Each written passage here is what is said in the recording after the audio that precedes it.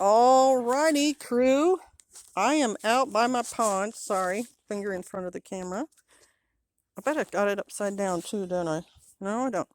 And what I have here are 3 prepped lily pads that I'm going to put in the pond because my daughter tells me it's very good for the pond to have live plants in it.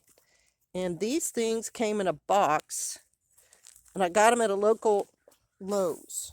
And they have these little floaties on the top that look like the flower, just so you can mark where the plant is in the water when you put it in there.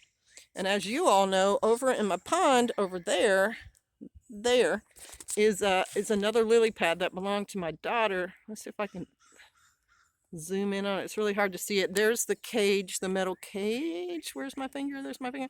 Metal cage right there. And the lily pad is inside, and it's just now starting to grow some leaves. So what I'm going to do is I'm going to launch these little guys in there. And then, hopefully it will grow like the other one did. Okay. So here I am. I'm not trying to fall in. It's kind of steep. I've got number 1. And they provided the string. You tie the string to the lily, and then you put it out in the water. So I'm just going to chuck it. And then it sinks to the bottom. The string's supposed to be 12 to 24 inches long.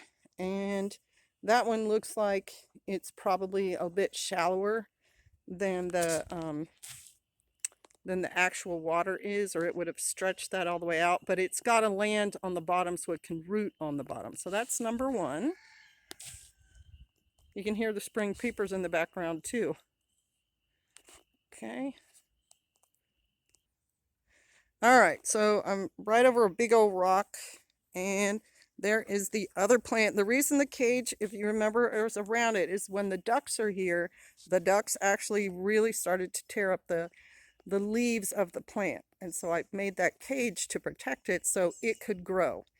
And if we bring the ducks down here, then I'll probably make cages for these other ones. So this guy's going to go in there.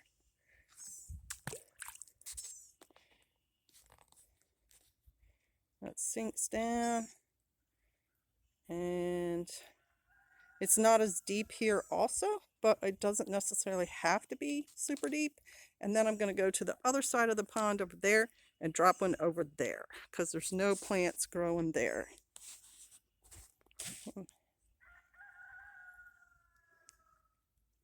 Yeah.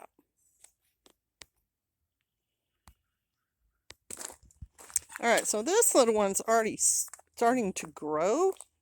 It's got some what am I trying to say? Little bits of plant already coming up. And I took that as a good sign. This guy wants to become a productive plant. Now this is even shorter, the bank. So I'm not going to try to get much closer than that. And I'm just going to cast this one out sort of towards the middle. It's deeper out there. There we go. And see how the rope pulled all the way down? So that one, the string is stretched all the way. You don't see any floating on top. And you do see it floating on top on the other side. You can see the string. So that plant, it must be kind of shallow there. Or maybe the string came off the net bag. That's possible too. I may not have tied it tight enough. And then that one, the string, whoa, that one, there we go. The string pulled too. So the net bag went down as far as the string stretches. Wow, I think that other one may have come untied. I'm gonna have to go check that out. So that one, the string, it's either really shallow and so the bag is already sitting on the bottom, or maybe the string came off the bag. I thought I tied the knots pretty well, but it's kind of sinking under now. A little bit more than it was. And then there's the one I just put in over there, the white one. And there's the orange one. Now, I don't know if the colors of these blossoms will be the same color as the actual flower, because the things that are floating in the water right now are just markers.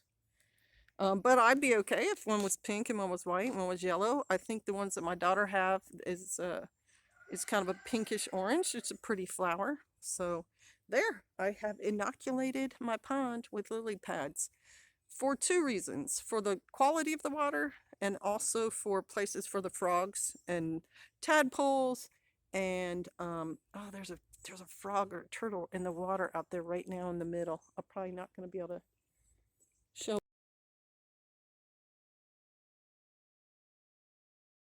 it to you. It's by the just off of where that white one is. Am I getting that picture? No, I'm aimed in the wrong. Yeah. So there's the flower, and the frog is like to one side of it,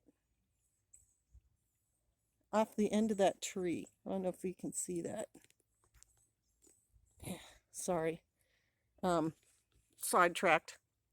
But dragonflies have to have a stalk for their larvae to climb up in order for them to come out and actually become the dragonfly. And the dragonflies eat tons of mosquitoes.